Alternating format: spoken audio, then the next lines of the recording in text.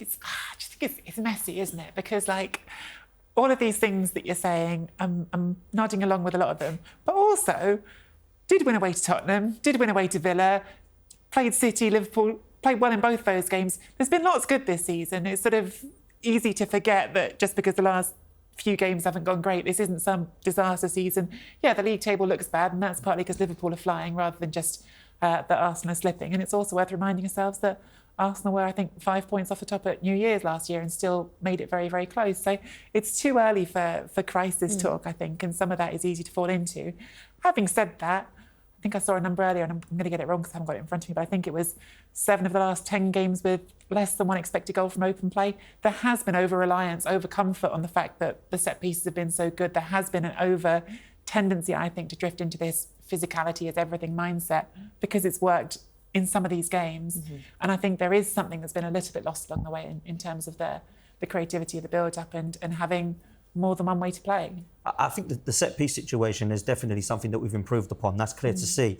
But that needs to be a part of your game, not the whole of your game. Because when that doesn't come off, you don't win football matches, right? So that's the difference when people start to compare him to George Graham or Diego Simeone, or I saw Jose Mourinho mentioned by Jamie Carragher. I would say that's actually quite a kind of a compliment because those guys have won some unbelievable trophies. Some people might not like that style of play, but if we won the league by winning 1-0, 2-1, would anyone actually care? I wouldn't.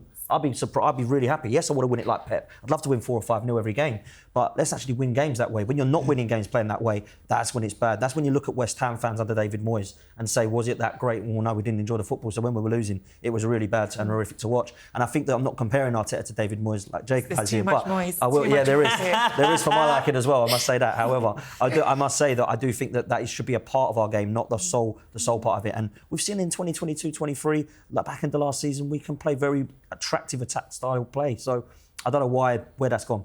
Yeah, I just to quickly rephrase myself. It's a fear. It's a fear that we lead into the Moyes thing and not the guy. And let's be clear. Like I think sometimes nowadays we overanalyse football so much, and we spend so much time looking for what a manager is and what they want to do. And I think ultimately it's just down to the players they put on the pitch. Ultimately, when you've got a midfield of Marino and Rice and players that are more functional, you're going to play more functional football. When you can put Odegaard on the pitch, you play pretty football. It's not that Arteta's telling them to do something that the other one isn't doing. It's just who the players are. And I'm hoping, to answer the initial question of do you think we're going to change systems, I think we've kind of been doing this 4-2-4 for the last few weeks.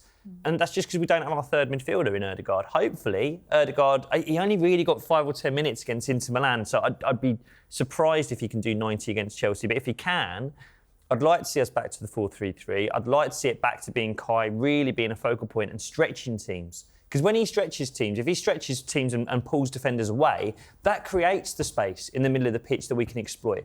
When you haven't got anyone moving the centre-backs, how can you penetrate through the middle of the pitch, especially when we're talking about games like Newcastle, who want to pack that area?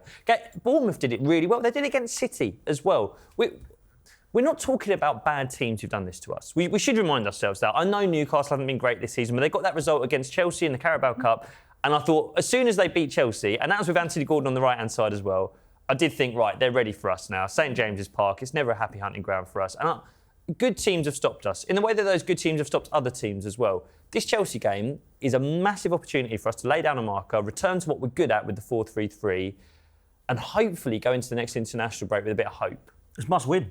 It's must win. I think it's must win. For me, this is must win. I think it's must win. It really is. And, we drop points here. I'm not saying I'm going to be waving white flags because it's far too early, but I think it's going to be very, very difficult to get ourselves back into this now. I really do. So I think that's an absolute must-win game. So we're going to get into the Chelsea game later, but just quickly, actually, on Nicky and Dan's points about set pieces, I agree. We've become so reliant on set pieces. We had 3 back-to-back corners last night, one after the other, and none of them went in. None of them. And then by the third one, you're like, oh, come on, we're definitely going to get this one because we're so used to it. And then the third one didn't get in. It's like, okay, now what? And then obviously, while we are on last night, we did see the return of, is he the Messiah? We did see the return of Martin Odegaard. Has he come back in the nick of time?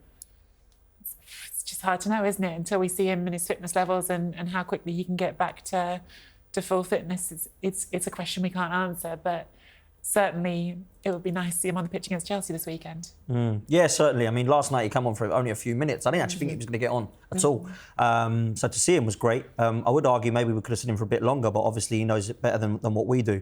I think he's absolutely key now. I think we've missed him more than what people give him credit for. And I think sometimes there's been the results that we've got and we potentially look at the result and think, oh, we're not missing Odegaard, we're still winning. But we are missing Odegaard. We missed his press, we missed his leadership qualities, we missed the passion, the desire and the drive. And also that weight of pass and the vision, I think, is absolutely something we need. So I'm looking forward to seeing him back now.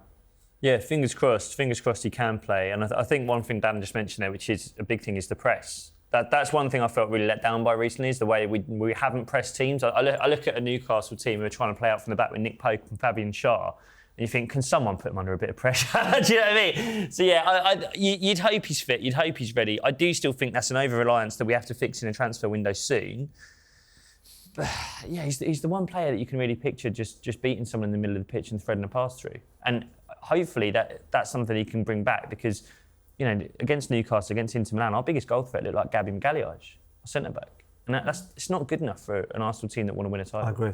It is complicated. Like, I think you can draw an unfavourable comparison even with Inter, because Inter made all these changes and they were fine because they have built a really deep squad in lots of areas of the pitch, and that's something that is a big asset they have.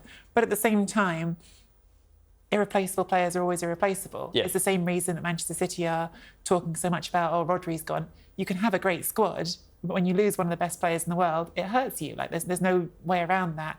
I think both those things can be true at the same time. So then obviously there's been plenty of discussion about the depth of the squad today.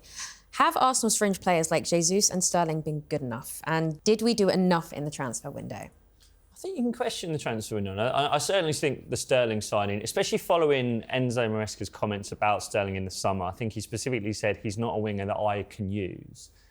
And the big thing with Sterling for me, when he has been on the pitch, it's not doing our football off the ball. It's not tracking back. It's not leading the press. And that's something that really concerns me about Sterling. We know that his goals and assist numbers were half decent last season, but the fact that we're in November now, Arteta doesn't seem to trust him, even in a Champions League game. Bear in mind that he's cup-tied on Sunday against Chelsea, so he can't play in that game. So you think surely he can take some minutes away from Martinelli or Saka last night. Doesn't get on the pitch. The Jesus thing, we know he's had his injuries. I do think with Jesus there is a kind of confusion with him positionally. Is he a winger? Is he a centre forward? Does he himself believe he can score goals the way we want him to? We know he's got a problem with finishing. I do have a slight overriding fear with Arteta in terms of keeping these players warm and not just losing very expensive attacking players. Jesus earns £275,000 a week. He's 27 years old. You can't sell him. Like, I'm telling you now, you cannot sell him. No one's buying that, especially with the injury record.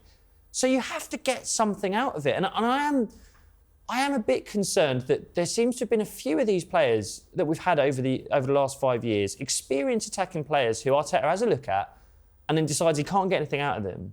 And we have to get rid. Willian, Sterling looks like he's going to be another one like that. Trossard hasn't always looked happy in an Arsenal shirt, and Jesus now looks a bit lost on the pitch. And it's something I want to see from Arteta is keeping these forwards engaged and having a forward who might not start every game, but can still give you something off the bench, as Trossard was doing for a couple of years. I think the summer transfer window is looking, incredibly underwhelming now. It really is. And I have to be real about this. I think the biggest compliment I can give Arsenal, however, is that I believe we've outgrown the likes of Zinchenko and Jesus. So just like Man City did.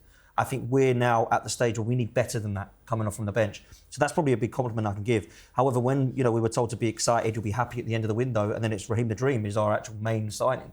That is a real underwhelming signing. And I think Mikel Arteta looks not to be too happy with him at the moment. He's not even getting minutes anymore. So I don't quite understand what's happening there. I look also at the team that has the smallest squad is the one that's going for the title, us. We have the smallest squad in the league, 22 players, 5 or 6 of which are incredibly injury prone.